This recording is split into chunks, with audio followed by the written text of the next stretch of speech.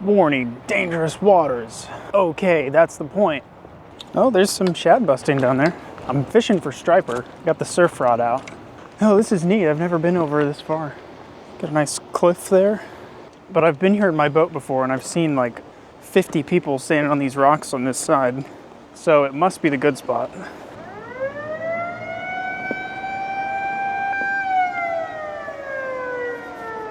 So that's usually where all the people stand, is on the rocks right over there. But I think this is probably good enough here. I do not have very long to fish because I gotta work in like an hour. But I woke up early, so I figured I would come over here and try. I wanna say this is 30-pound braid, 20-pound fluoro leader, and then that's just like a 1-ounce jig paddle tail.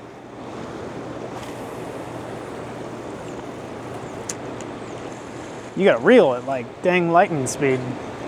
I think the key might be like getting the lure over past the current seam.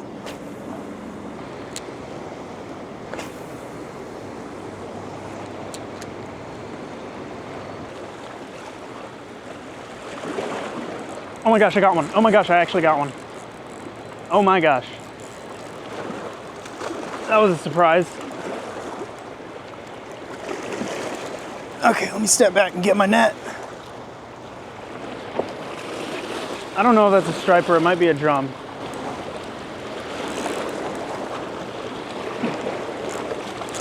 Okay.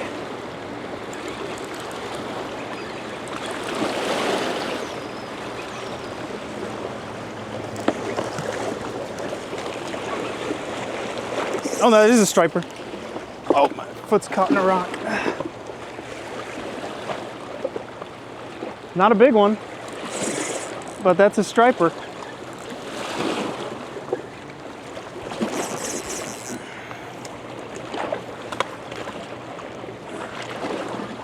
That's the target species.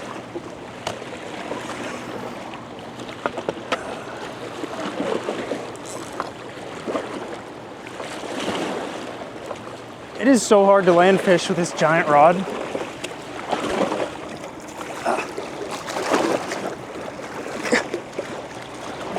Come on, get in there.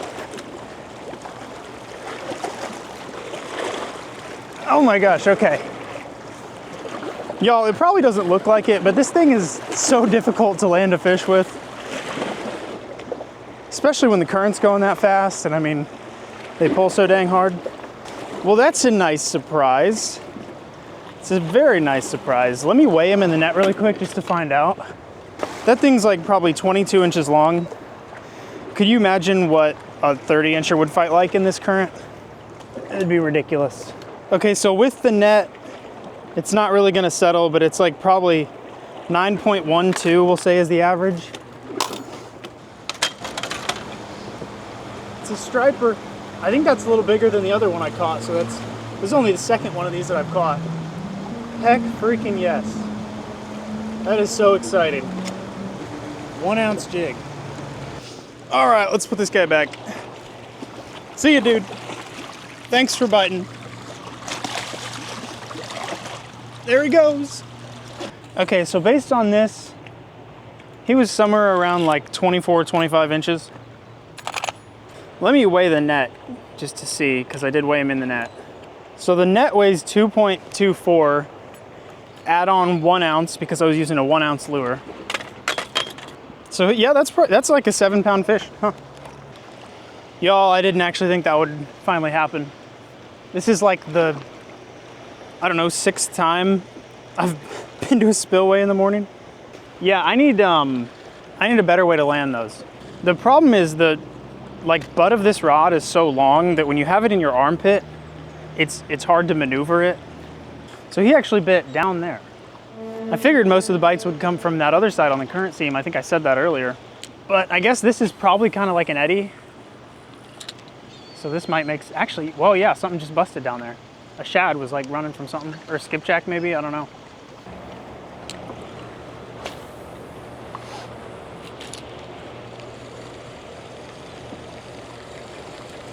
Holy cow. I think if I hook another one, the move will just be to beach it, not try to net it.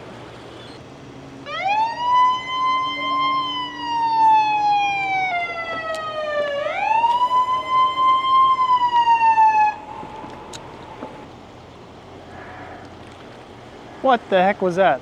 Did y'all see that? They started another generator or something, but there's a bunch more water coming out now. Okay. Let's try a 6-inch spook. Maybe it's 7-inch, I don't know. Oh my gosh, this is so difficult to fish in this fast water. All right, I gotta go to work. All right, y'all. Another morning. Trying to catch a striper at the Spillway. I've got a whopper plopper tied on this rod. I'll probably switch that pretty quick because it's winter time. I don't think there's any chance they're gonna be eating topwater. I'm only gonna be here for like 45 minutes, maybe an hour, just because I gotta go to work. But we'll see. Bit of a treacherous hike to get down to the Spillway.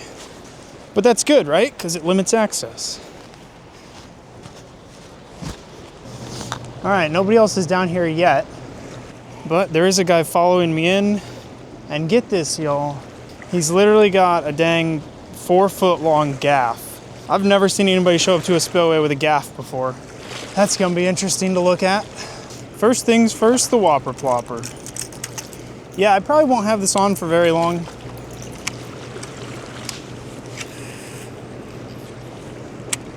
Also, my gosh, they got 2+ generators going. The water's freaking moving.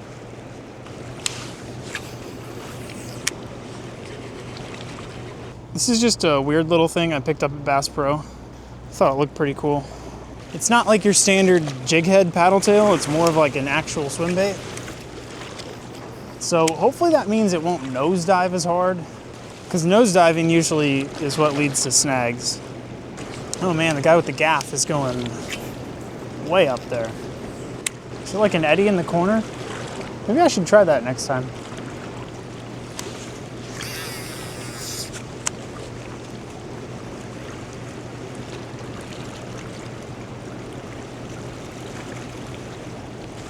Got one, got one, got one, got one, got one. Striper, striper, striper. Oh my gosh, let's go. I don't know if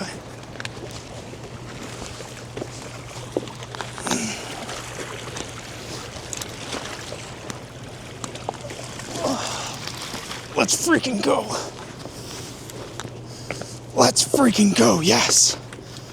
Oh my gosh, that's so exciting. Whoo. Winter striper, dude, there's nothing better than that. There's nothing better than that. Yo, freaking winter striper. Check that thing out. Hell yeah. That's so sick. That is so freaking sick. All right, let's put this guy back. What a freaking fish, dude. Look at that. Man, I love striper fishing. I freaking love it. See you, dude. Thanks for biting. There he goes. You know, y'all, the water's not even that cold. Feels like it's at least like 50 degrees. That's awesome. Y'all, I've said this a few times before, but there's just like nothing better than catching a fish on a brand new lure. I mean, it's Monday morning. I just bought this over the weekend. That's just one of the things about fishing that's so fun, is all the different lure choices and whatnot. Okay, lesson learned from that, the net needs to be closer and more accessible.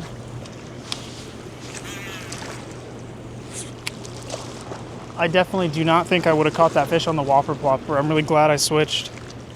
That thing swims pretty good. It's got a really nice tail kick.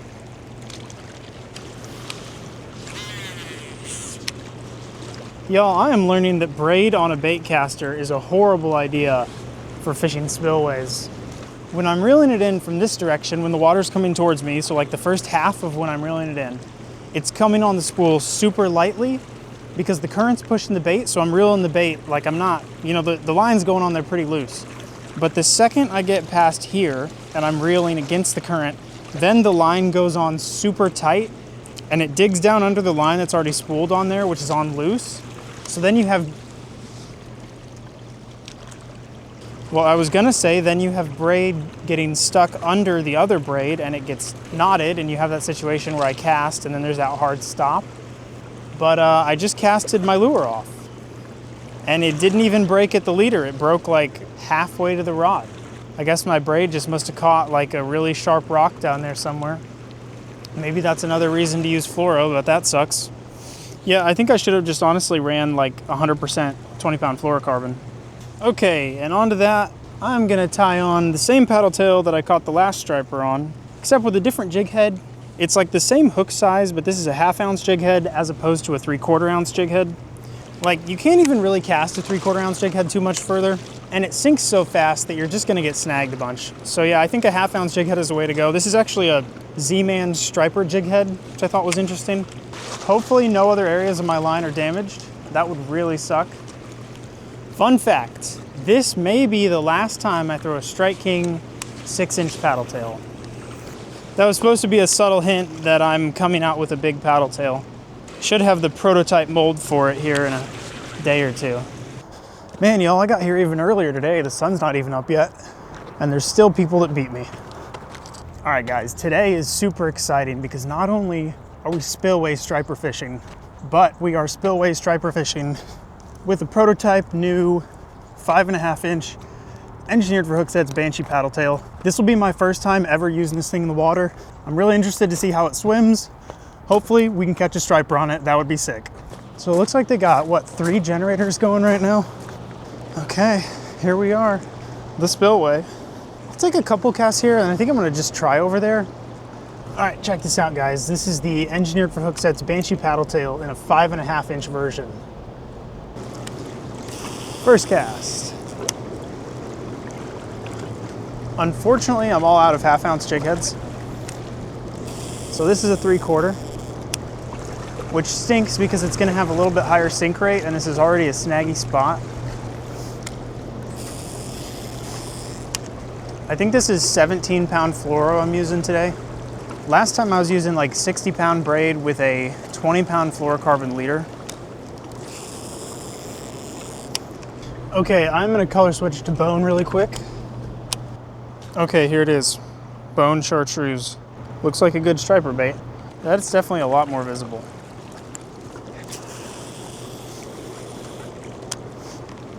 Looks like the tail still works pretty well on the 5.5 inch version, which is awesome. Once again, this is the first time I'm ever using this bait.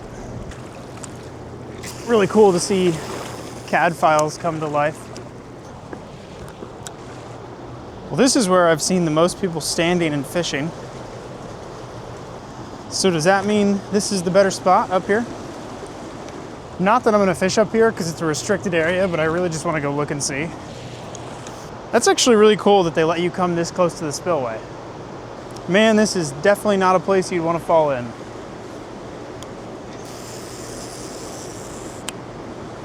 I didn't bring my net with me all the way up here because even if I hooked one, I wouldn't be able to land it. I would need to go downriver a little bit.